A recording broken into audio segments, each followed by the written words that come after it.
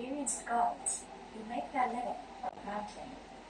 But it's dangerous work. 340 people have lost their lives on Everest in the last century. A third of them guides. One.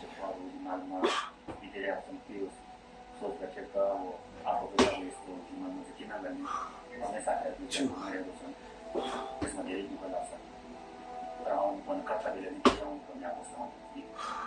But the high death toll hasn't deterred thrill seekers, and the rapidly expanding tourist industry is straining the ecosystem. 4.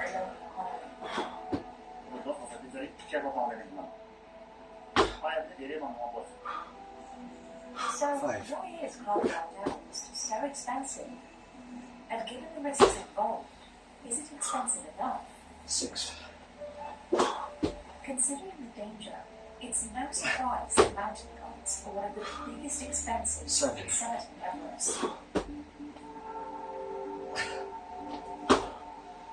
Football longitude has touched 8. Everest's peak 14 times already.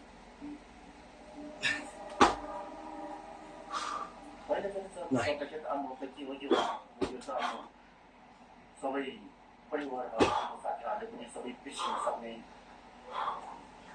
10.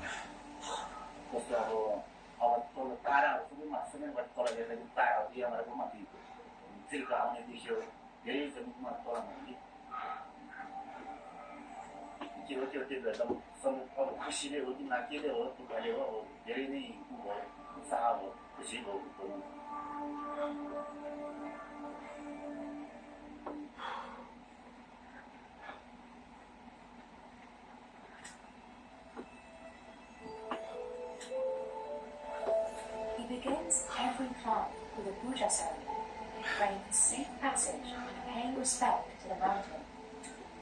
Even with his success rate, he never underestimates the deadly risks.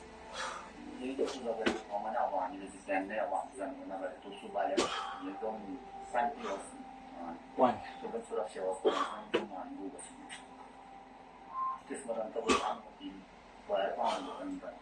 2.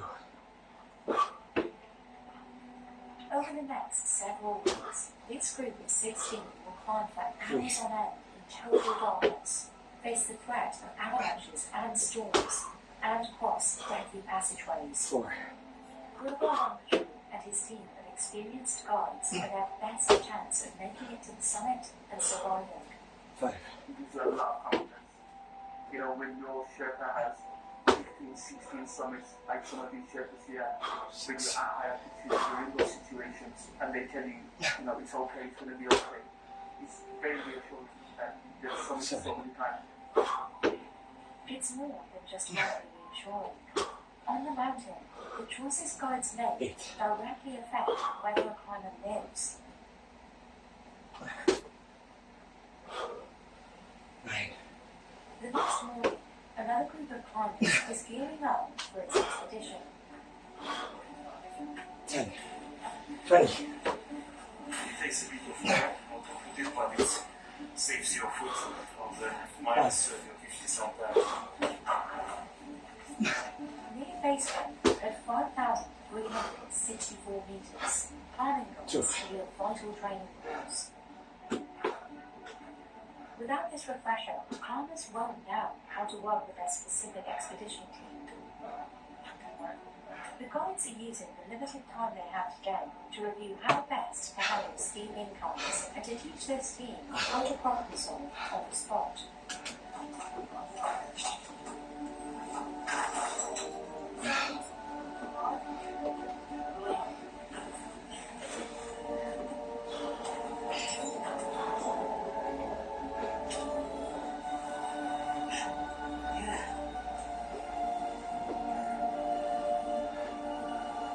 Is one of the services included in the mountain guide's cost.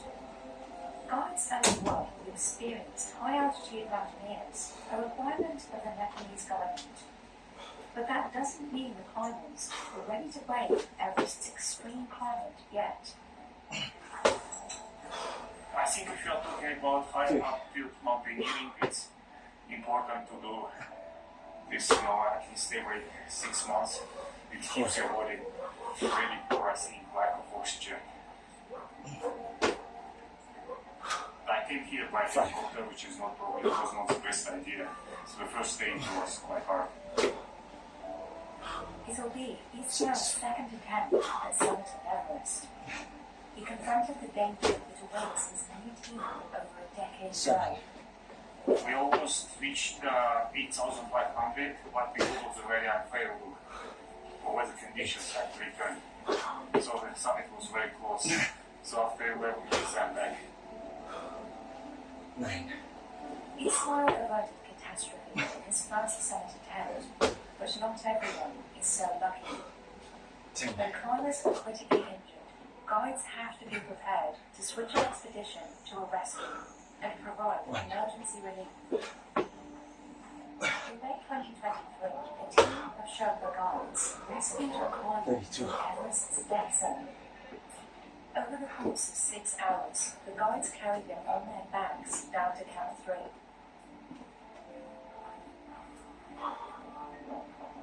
Since the 2019 season, as a safety measure, Nepal has required every climber to be accompanied by at least one climbing guide. And choosing a local guide has its distinct benefits on Everest.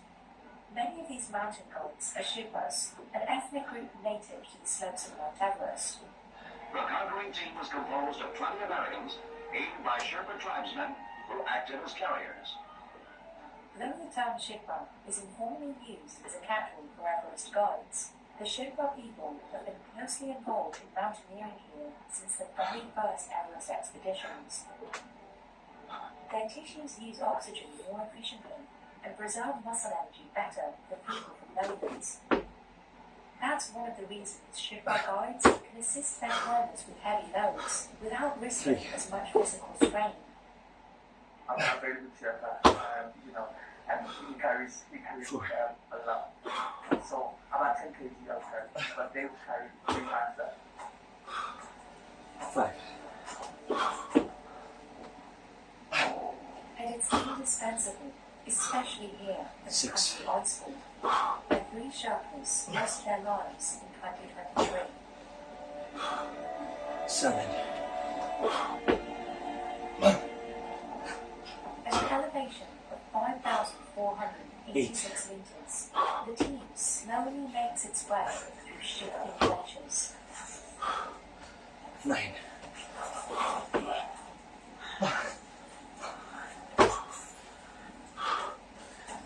10.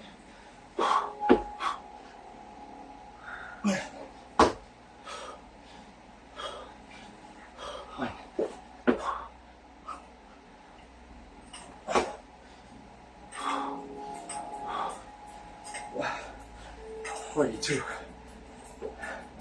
The group is also relying on the work that locals known as icefall doctors did months earlier. These specialised climbers establish the safest route to the top of Everest every season.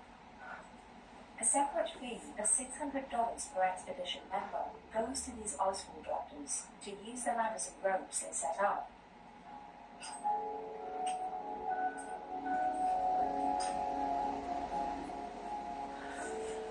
But even with a clear path, climbers are still in danger of crevasses opening and closing, and even unexpected avalanches.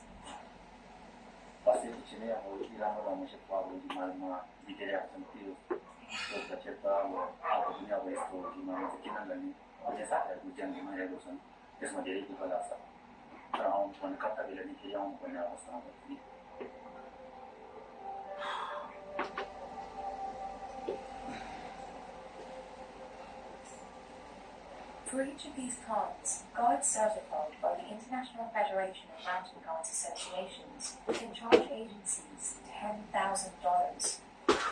Less experienced climbing guides may pay $4,000 per climb. The agency Football Onto works with, Makali Venture, says it pays guides an additional $1,500 for every successful summit.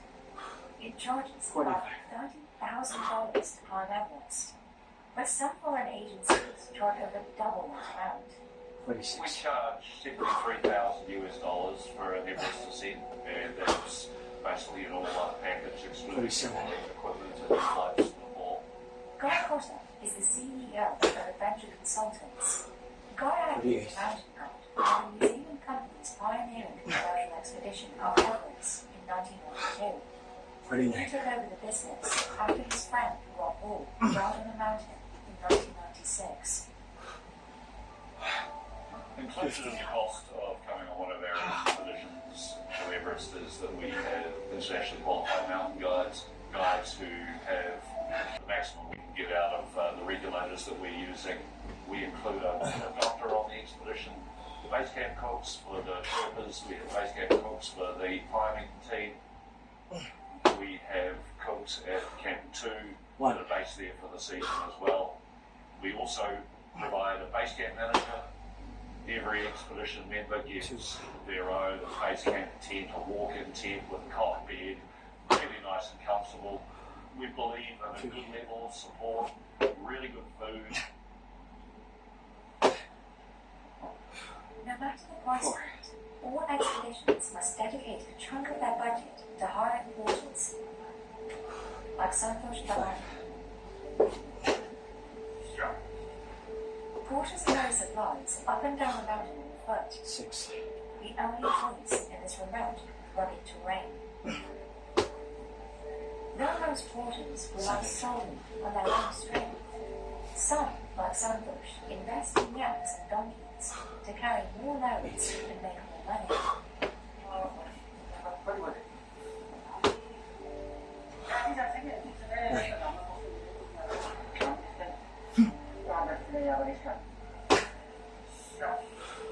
Today, he's bringing kerosene and petrol to base camp.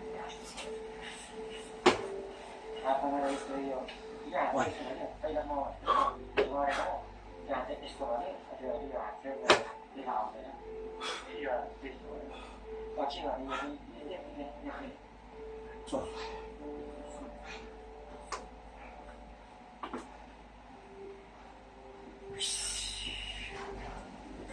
He says he's been able to charge a higher rate after the COVID-19 pandemic, increasing from about $12 to a little over $15 per day. For larger loads, he can make almost $380 a trip. But Santosh says he doesn't see much of his earnings.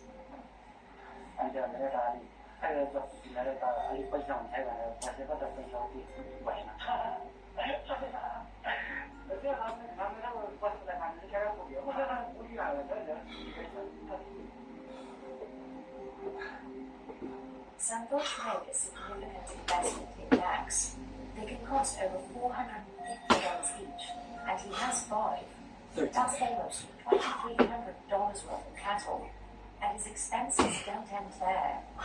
Half of his earnings go to feeding his yaks grass and potatoes. Each feeding costs him $70. With the money in pockets, Santosh will just get by. 16. Clients also have to pay for independent tracking guides, like Robin 17. Green.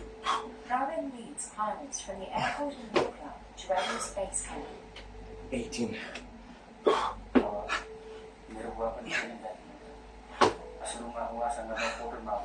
19.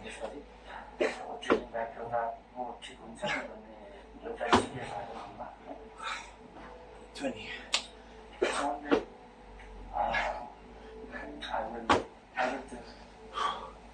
21.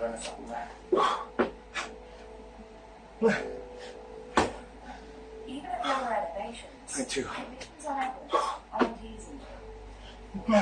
Rabin must help trekkers reach base camp safely, 23. even as they suffer effects from the challenging weather, terrain, altitude, or their own 24. limitations.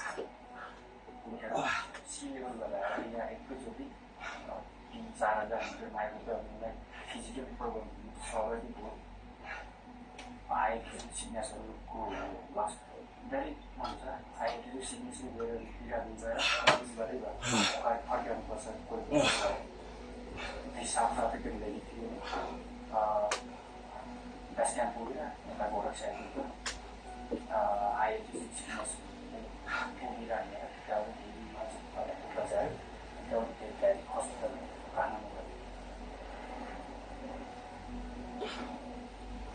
For these services, Rabin gets paid up to $15 a day, adding up to almost $210 for a 2-week round trip. If he's lucky, he gets tips and is able to book multiple treks in one season.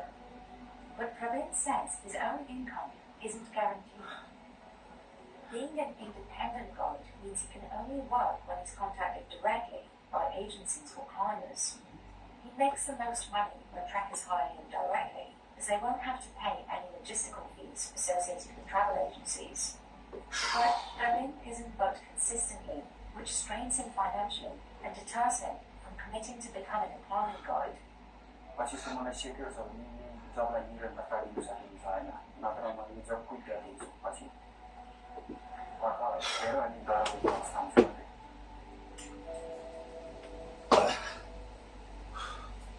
5. Ever since the British Colonial Survey of India identified Everest 6. as the world's highest peak in 1852, it's held a place of fascination with the global imagination. 7. Tenzing Norgay and Edmund Hillary's historic first ascent in 1953 catapulted its fame to 8. new heights. For decades afterward, attempts at Everest summit were limited to scientific surveys 9. that experienced mountaineers. Even in the 1970s and 80s, only about 10 expeditions a year 13. tackled Everest from the Japanese side. But in the 1990s, the mountain rapidly commodified. 31. In 1992, adventure consultants led the first commercial expedition up the mountain. In 1996, the company's co-founder, Mark Wall, led a doomed commercial expedition up Everest, in which he and 700 people died. The incident emerged from Martin Cowell's 1997 book, Into the 4. Fire, and attracted the heat of Hollywood film. Rather than dissuading foreign visitors, this incident and others like it only added to the mountain's mythos. By the early 2000s, the number of climbers had jumped from dozens a year to 6. hundreds. In 2023, a record 478 climbers were issued. Everest's explosion in popularity has brought more money than ever into the local economy. When some of those who work on the mountain say it's not nearly enough to offset the risks involved.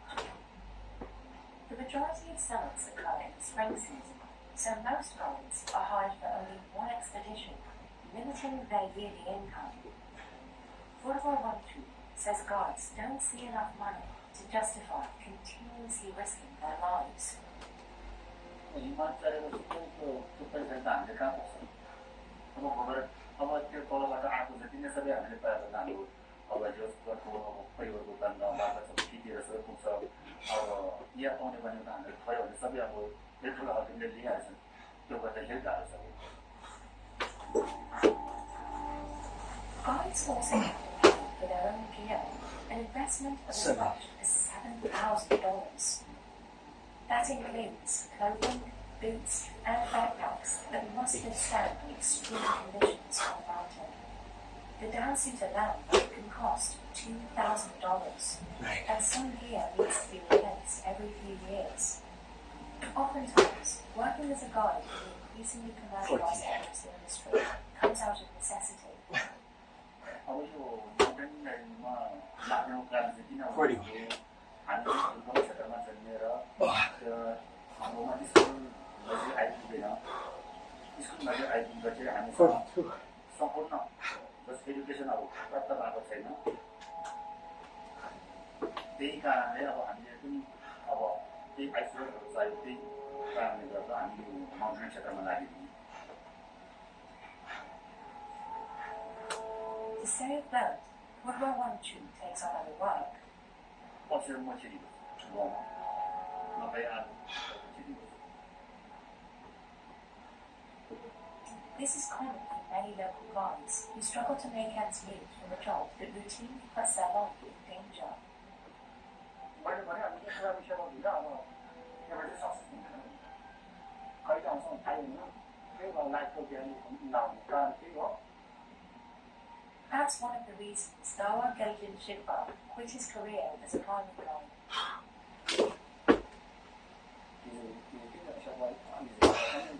Yeah, I come up with 43.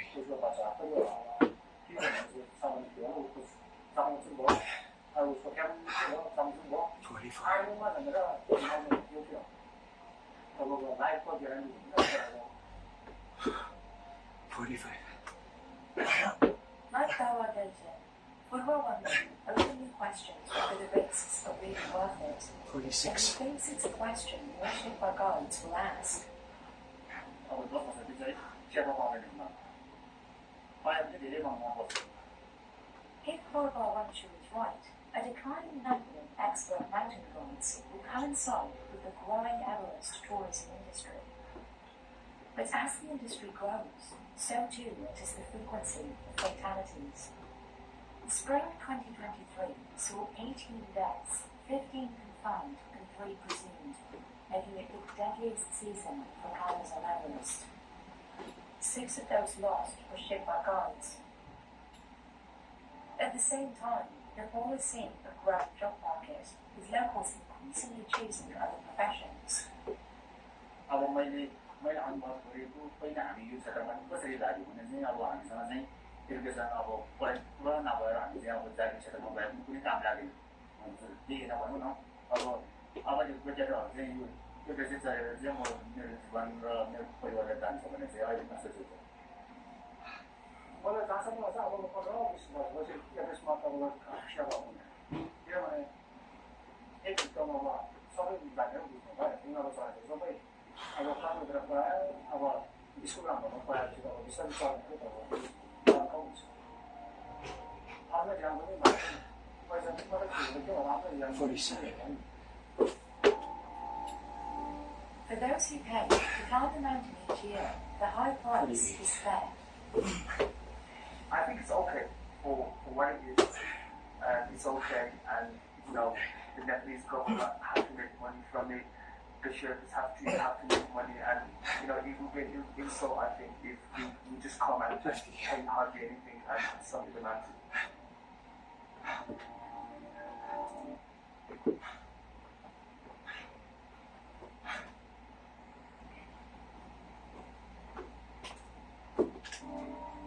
But despite the challenges Everest's workers like Rowan Chu face to make ends meet, the scale of the climbing and trekking industry means the economic fate of the region is inseparable from tourism. Nimrod Shidba is the CEO of the Himalayan Trust, an NGO in Kathmandu focused on development in the Solomon region where Mount Everest is located. He says ensuring that the money generated by tourists stays in the local economy is key to the region's survival. In the old days, most of the money remains in Kathmandu with the travel and tour operators, and then little money goes to the community level where the poor people are living. People at the grassroots level and the community level, they need that trekking, mountaineering, and tourism.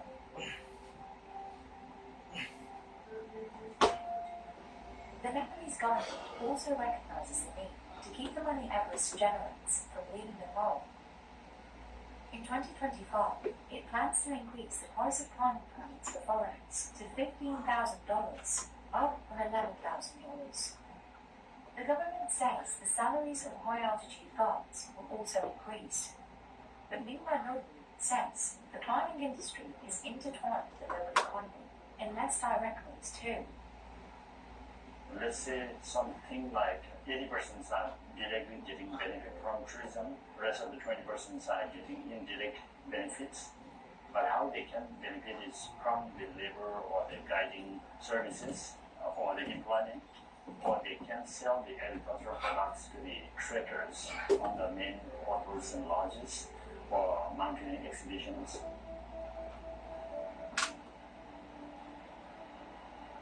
The most visible examples of this relationship are tea houses. Tea houses are lodges that serve as basic accommodations on trekking routes around Everest. But supplying these tea houses, whether by back or by yacht, is a logistical nightmare. And if supplies do manage to arrive, expensive. One sack of rice costs $60. A gallon of gas, $113. But premium prices don't always mean premium service. Accommodations for climbers look different from the more basic lodging for porters. And for the locals who own these tea houses, keeping a business afloat on top of the world is no easy feat. Up here, a single cup of milk tea costs nearly 10 times what it does in the valleys of the world. One of the main reasons is the amount of effort it takes to get supplies up the mountain.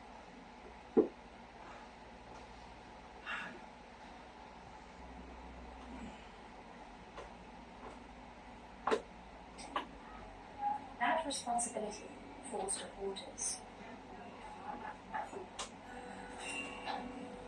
At 18 years old, Shashank is one of the youngest porters in its trekking party. Today, there are around 20 kilometers between him and his destination, a tea house in Binbuji. घुम्न सक्छु 40-45 kilometre घुम्न सक्छु अब भन्नु खासमा भन्नुभन्दा pocket खर्च लाग्नु हुन्छ अनि यसो तल गइरहेको बेला चाहिँ यता अलिक मान्छे भए जस्तो महसुस हुन्छ. They carry supplies over 100 kilometers and up 5,300 meters of elevation to base camp. Under Nepalese law, trekking porters are supposed to carry no more than 30 kilos, but this is often ignored.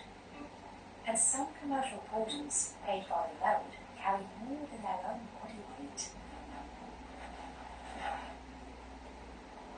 Further along the path to the tea house, a helicopter lands to conduct a rescue operation, a stark reminder of how dangerous this job is. But the dangerous conditions haven't deterred the traffic. Even at these high elevations, climbers, guides, and yaks fell through the narrow trails. After 7 hours of hiking, Shashank finally arrives at the courthouse. This is Binbuji, about 4,400 meters above sea level. Typically, porters aren't required to pay for lodging, only the food they eat.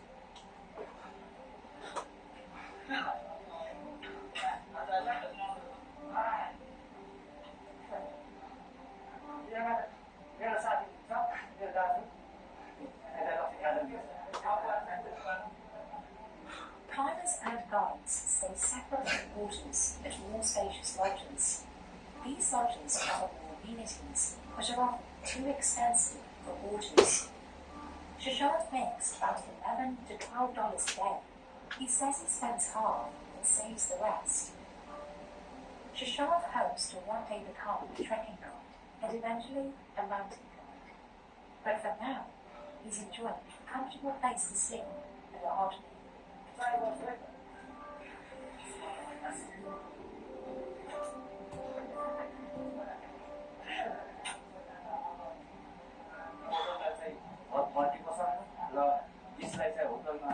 रेस्टुरेन्टमै राख्ने चलन चल्दै आएको त्यसैले नचाहिने ठिकै छ रमाइलो छ साथीहरूसँग भेट्न पाउँछु यसै भयो नि.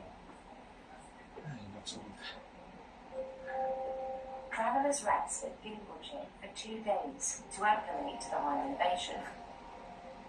But Shashank can't relax for long. After a day of rest, it's time to pack up and get back on the trail.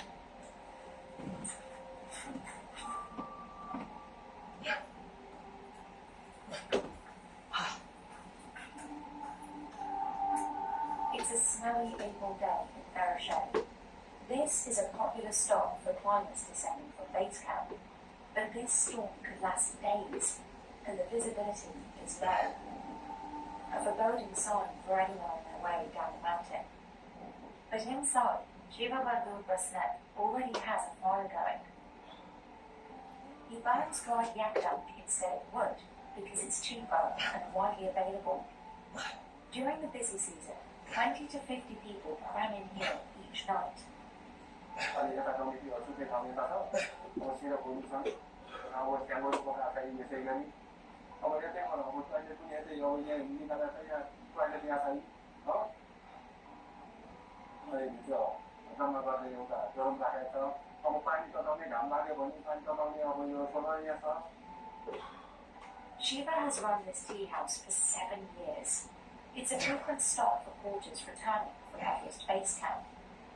सोलरहरू अब यहाँ बत्तीको सुविधा छैन प्यानल किनेर अब ब्याट्री किनेर अब यस्तो सिस्टमहरू अब खोलेको छ टिभीहरू खोल्यो अब चार्ज गर्नु हुँदैन मोबाइल चार्ज गर्नुदेखि सबै सुविधा फेरि दिएको छ यता 5-10जना सुत्छन् त्यता 5-10जना सुत्छन् बाटोमा यता अब 8-10जना सुत्छन् दिउँसो अलिकति वो लाग्यो अब घाम ताप्ने ठाउँ यहाँ छैन अब यसले गर्दै मैले अब पटलहरूलाई भित्र आएपछि यस्तो ठाउँ रहेछ अब हामी बस्दा हुन्छ सुविधा रहेछ भनेर अब पटलहरू बस्छन्.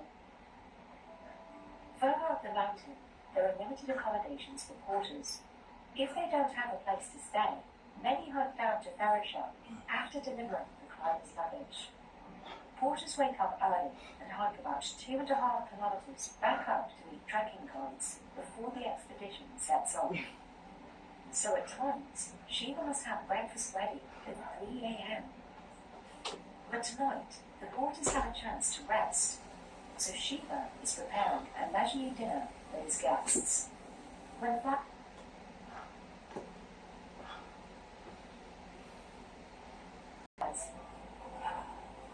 on tonight's menu, noodles, stew, and dindo, a big flour porridge that's a staple food in this part of Nepal.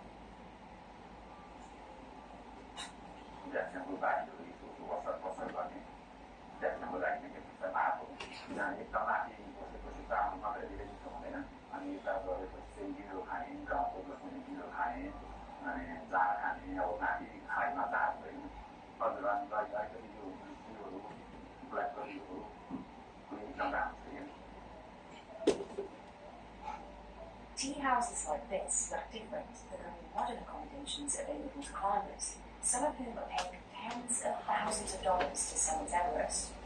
Those lodges offer more space and better amenities, like separate rooms and showers. Depending on the location, climbers often pay less than $10 per night, up to about $60 if you include food and electricity. टुरिज्ममा अब यो लन्चतिर अब खोजीलाई राखिदिँदैन होइन अब बाँच्नेको पानीले पनि अब उनीहरू भइरहेर मात्रै राख्छ अब गाडी मात्रै राख्छन् अब पोटाउनलाई ठाउँ हुँदैन त्यो कारणले पनि यता त्यसो भनेर अब पोटाउनु बास भइरहेर आउँछन् त्यो कारणले पनि अब हामीले यसो भनेर हामीलाई पनि यति पैसा हुन्छ पोटाउन सुविधा हुन्छ भनेर हामीलाई भनेको. Lodges prioritize the foreign climbers, and while porters aren't explicitly banned, it's customary for them to stay elsewhere.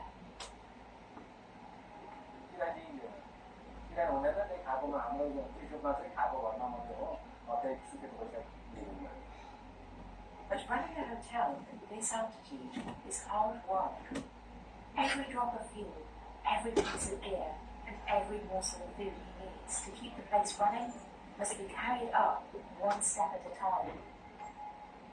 Consequently, Shiva's operating costs are astronomical.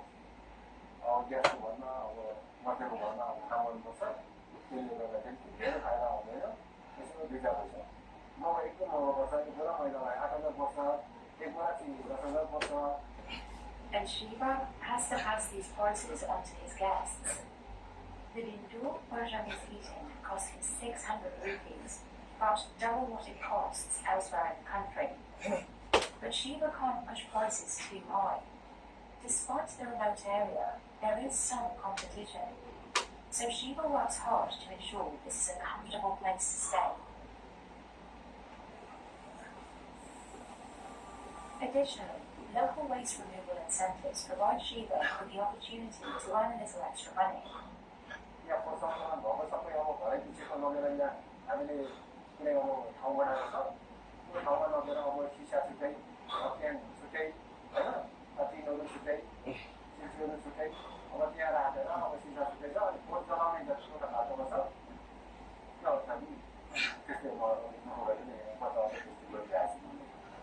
Even with the high cost of doing business, running a tea house still provides Shiva with more than he's able to earn in his village. He works here for 6 months to support his family to send his kids to school. During the off-season, he returns home